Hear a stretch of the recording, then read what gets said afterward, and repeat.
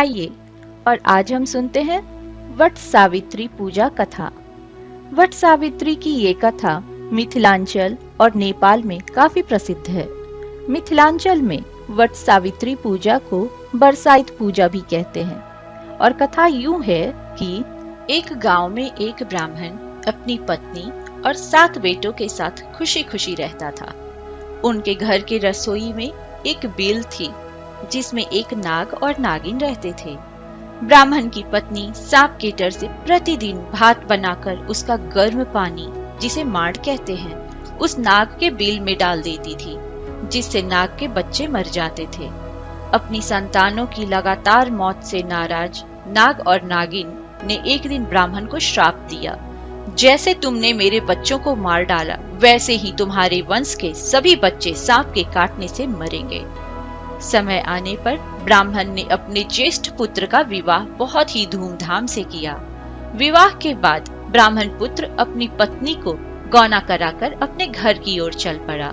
चलते चलते थक जाने के कारण कुछ देर आराम करने के लिए रास्ते में दूल्हा दुल्हन थोड़ी देर के लिए एक वट के पेड़ के नीचे बैठ गए। उसी वट वृक्ष की जड़ में एक बिल थी जिसमें एक नाग नागिन का जोड़ा रहता था। वो नाग नागिन बिल से निकल सोते हुए ब्राह्मण पुत्र और उनकी पत्नी को डस लिए, जिससे उन पति पत्नी की वही मृत्यु हो गई।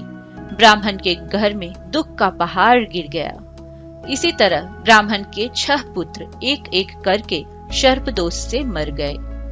ब्राह्मण ब्राह्मणी चिंतित हो गए और अपने सबसे छोटे बेटे को हमेशा अपनी आंखों के सामने रखने लगे। वो उसे ये सोचकर कि कहीं उसे कोई सांप या बिच्छू न काट ले, वो उसे अपनी आंखों से ओझल नहीं होने देते थे। जब ब्राह्मण पुत्र बड़ा हो गया तो वह बाहर जाने की जिद करने लगा। पहले तो उसके माता पिता उसे बाहर भेजने को तैयार नहीं थे, फिर वे इस शर्त पर मान गए कि वह हमेशा अपने साथ छाता और जूते रखेगा। शर्त मानकर ब्राह्मण पुत्र घर से विदा हुआ। चलते चलते वो एक गांव पहुंचा।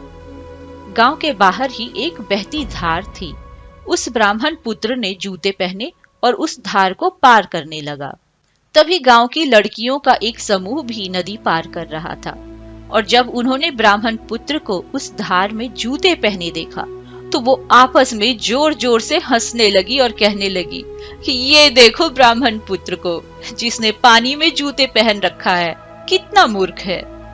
झुंड में एक सामा धोबिन की बेटी थी, जिसने अपनी सहेलियों को तर्क देते हुए कहा, ओह दोस्तों, मुझे समझ में आ गया। इस ब्राह्मण पुत्र ने पानी में जूते पहने ताकि पानी में रहने वाले सांप या बिच्छू इसे काट न पाए। वह ब्राह्मण पुत्र उस लड़की के तर्क सुनकर हैरान रह गया। खैर, सभी ने तालाब पार किया और आगे बढ़े। धूप बहुत तेज थी। ब्राह्मण पुत्र के पास छाता भी था, पर उसने अपने छाते को अपने कांख में ही दबाए रखा। ये देखकर सारी लड़कियां मुस्कुरा रही थी और सोच रही थी, अजीब मूर्ख है जो छाता होते हुए भी उसे कांख में दबाए है। गांव की ऊबड़ खाबड़ जमीन और मिट्टी के रास्ते, ऊपर से इतनी कड़क धूप, सभी थक गए थे। और जब उन्होंने वहां एक विशाल वृक्ष देखा तो सभी वहीं पेड़ के नीचे कुछ देर के लिए विश्राम करने बैठ गए। बैठने के साथ ही इस ब्राह्मण पुत्र ने अपना छाता तान लिया। ये देखकर उन लड़कियों को फिर जोर जोर से हंसी आने लगी और कहने लगी, कैसा पागल मनुष्य है जिसने इतने धूप में तो छाते को कांख में दबाए रखा और यहाँ वृक्ष की छाया में छाता तान लिया। तभी धोबिन की बेटी, जो ब्राह्मण पुत्र को बड़े ध्यान से देख रही थी, उसने फिर अपना तर्क दिया कि यह मनुष्य इस वृक्ष पर रह रहे किसी भी तरह के सांप या कीड़ों से अपनी रक्षा के लिए यहाँ छाया में भी छाते ताने बैठा है। ब्राह्मण पुत्र भी उस सामा धोबिन की बेटी के तर्क से बहुत प्रभावित हुआ और मन ही मन उसने निश्चय किया कि शादी करूंगा तो इसी चतुर लड़की से करूंगा।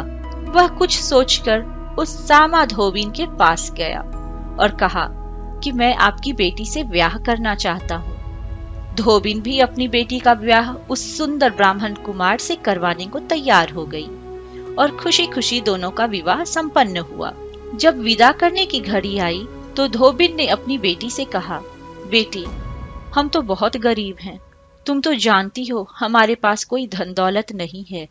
तुम ही कहो मैं तुम्हें क्या दूं।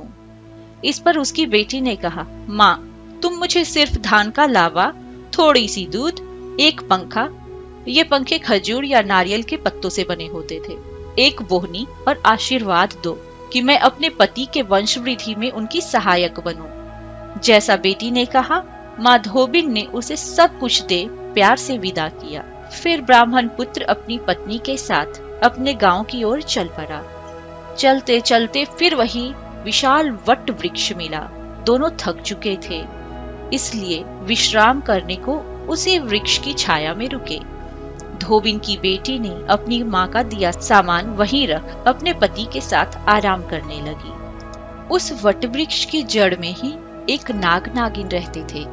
धान का लावा, दूध और बोहनी में पानी देखकर नाग की भूख और प्यास जागृत हुई। नागिन के बार बार मना करने के बाद भी नाग नहीं माना और जैसे ही बोहनी में पानी पीने को आधा ही घुसा था कि धोबिन की बेटी ने नाग समेत बोहनी को जोर से पकड़कर जांग से दबा रखा।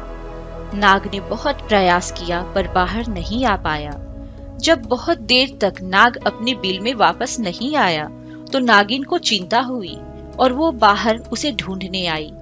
फिर उसने देखा कि नाग को तो उस नई दुल्हन ने पकड़ रखा है। नागिन ने उनसे अपने पति को छोड़ने की विनती की। उस पर उस धोबिन बेटी ने शर्त रखा कि मैं नागराज को तभी छोड़ूंगी जब आप मेरे पति और उनके वंश को सर्प दोष से मुक्ति दिलाएंगी और इनके 6 भाइयों को जिनकी सर्प दोष के कारण मृत्यु हुई है उन्हें पुनः जीवित करेंगी। नागिन विवश थी, इसलिए वो इनकी शर्त मानकर स्वर्ग से जीवन अमृत लाकर ब्राह्मण के 6 पुत्रों को जीवन दान दिया और सभी को सर्प दोष से मुक्त भी किया। यह देख उस दुल्हन ने नाग को मुक्त किया और अपने ऐसे कर्म के लिए नाग नागिन से क्षमा मांगी।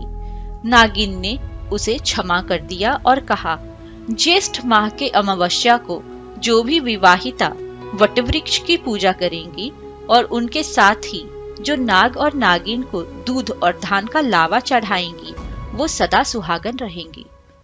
इसके बाद ब्राह्मण के 7 पुत्र और छोटी पुत्र वधू एक साथ घर को वापस आए।